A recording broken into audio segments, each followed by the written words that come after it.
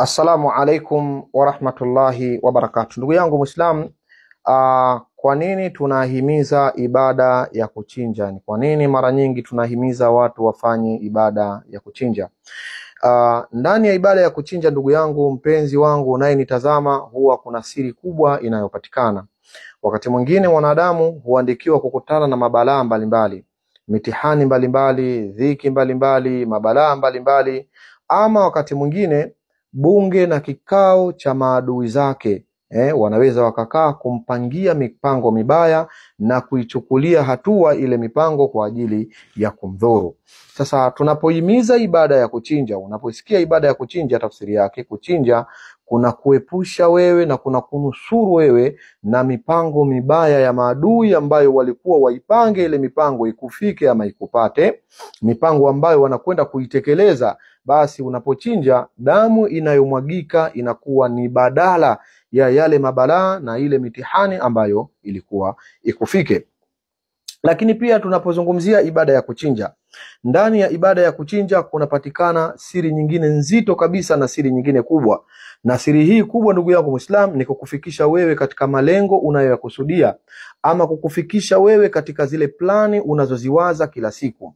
Ikiwa kuna mambo unayatamani uyapate katika maisha yako, ikiwa kuna vitu unatamani Mwenyezi Mungu akumilikishe katika huu ulimwengu, ikiwa kuna mambo unatamani uyamiliki katika dunia hii, basi jitahidi sana ndugu yangu usikae mbali na ibada ya kuchinja.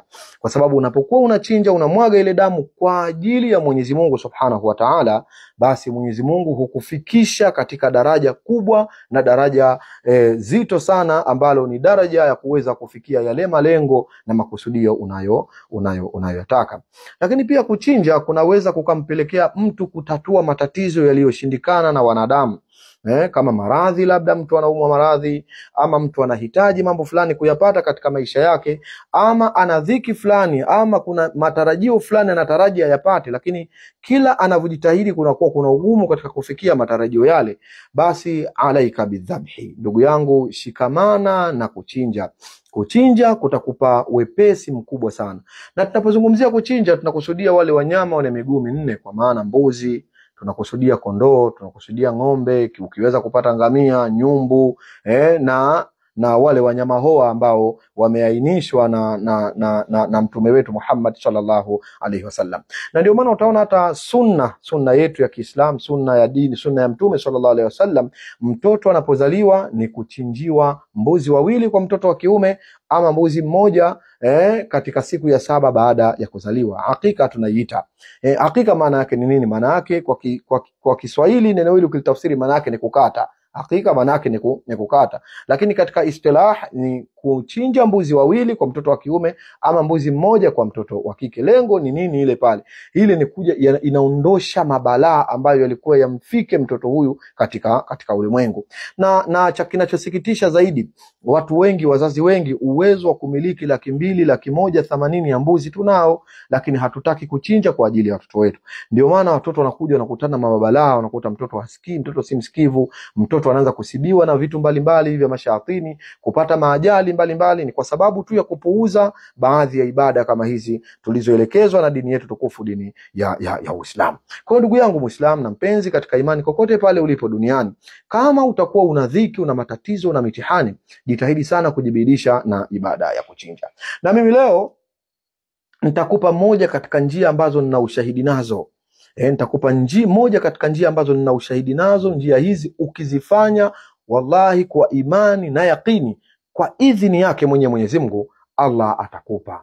Yani Mwenyezi Mungu sio mchoyo. Mwenyezi Mungu atakupatia, Allah atakupa, na Mwenyezi Mungu atakufanyia kila aina ya wepesi wa mambo. Ni njia ambayo mimi binafsi nina ushahidi nayo wa kutosha, na naamini ukiitenda itakusaidia insha al-Maula jalla jalaluhu. Cha kwanza kabisa, tafuta bajeti yako ya mbuzi kulingana na sehemu ambayo uliokuwepo. Kama ni sehemu unapata mbuzi wako 100,000 ni sawa, unapata mbuzi kwa 150,000 sawa, unapata kwa 200,000, vyovyote vile itakavyokuwa, lakini hakikisha bajeti yako ya kupata mnyama unayo, iwe ni mbuzi sawa, iwe ni kondoo sawa, iwe ni ng'ombe sawa, iwe ni ngamia sawa. Na kuchinja mnyama yule anakuwa hana masharti, si kama wanavyofanya baadhi ya waganga wa kienyeji, anakuambia tafuta mbuzi mwekundu, tafuta mbuzi mweupe, tafuta mbuzi kadha. Hapana, mbuzi yule anakuwa hana masharti ya rangi, hapana, hana masharti ya rangi, imradi awe mnyama aliyekamilisha vile vigezo. Na tunapozungumzia vigezo, tuna maana kuwa mnyama yule asiwe yani labda chongo, hana jicho moja,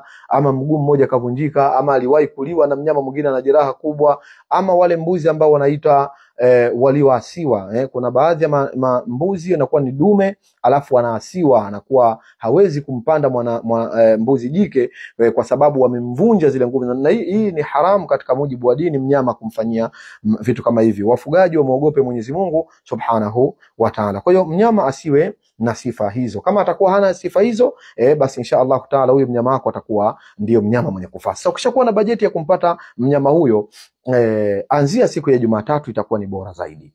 Ukianzia siku ya Jumatatu kuanza ibada hii, ninakupa mimi ni ibada ya siku 7 mfululizo, ibada ya siku 7 mfululizo. Alafu nakupa huu uradi mmoja adhim sana, ndugu yangu Muislamu.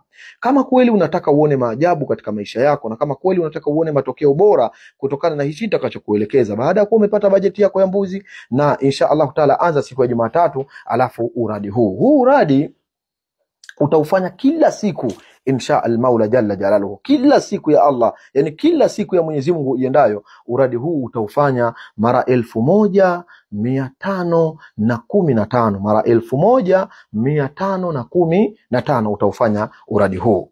Ni uradi gani huu? Uradi huu unasema ya arhamar rahimin, ya arhamar rahimin, ya arhamar rahimin, ya arhamar rahimin. Sasa kabla hujaanza kufanya hii ibada, mfano ndo siku yako ya Jumatatu unaanza, kwa wale wenye nguvu ukiweza na kufunga katika siku ile Jumatatu unayoanza itakuwa ni bora zaidi, ila kama huna uwezo wa kufunga pia sio tatizo. Kwa siku yako ile ya Jumatatu utakayoanza nayo, ndugu yangu naye nisikiliza, kama utakuwa mwenye kufunga insha Allah, utaweka nia zako siku ile kwamba ya Rabbal Alamin, ninaanza ibada hii ya siku 7 tokea leo siku ya Jumatatu. Lengo langu Mola wangu, sijaoa, Mungu nijalie nipate mwanamke aliyekuwa mwema.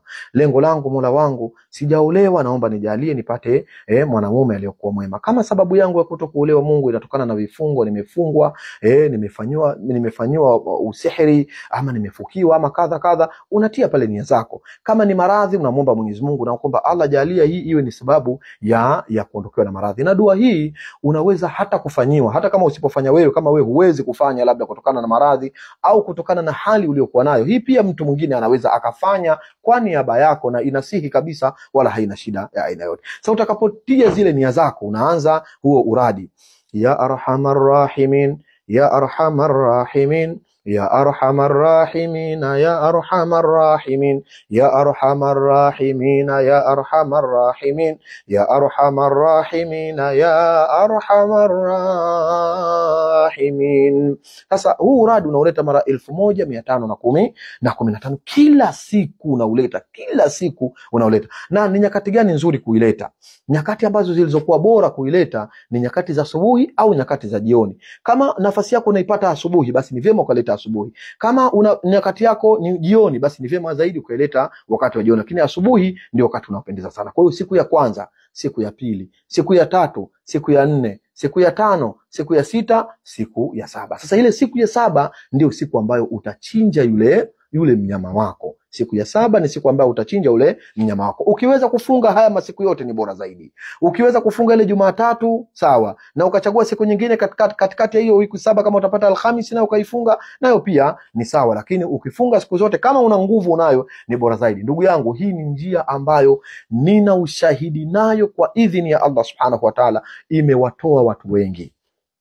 Ndugu yangu Muislamu, hii imewatoa watu wengi. Kama una mabalaa, una maradhi yasiyotibika, una shida zisizokuwa na mwisho, kila unavyojitahidi haufikii mwafaka, umehangaika, ebu tumia hii njia, insha Allahul Karim utaona mafanikio yako. Mbuzi, tafuta mbuzi wako ama kondo wako ama ng'ombe umepata ama ngamia, basi insha Allah taala ya arhamar rahimina mara 1515 kila siku, iwe ni asubuhi au jioni. Ukiweza kufunga inakuwa ni bora zaidi insha Allah, Allahul Karim utaona.